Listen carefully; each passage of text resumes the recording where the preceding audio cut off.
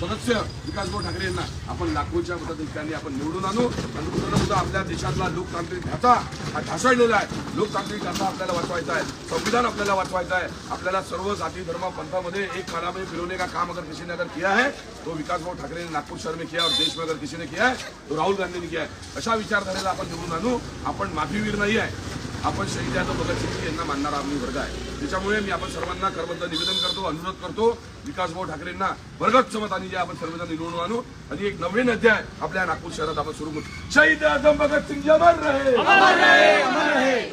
राज्य छत्रपती शिवाजी महाराज की जय।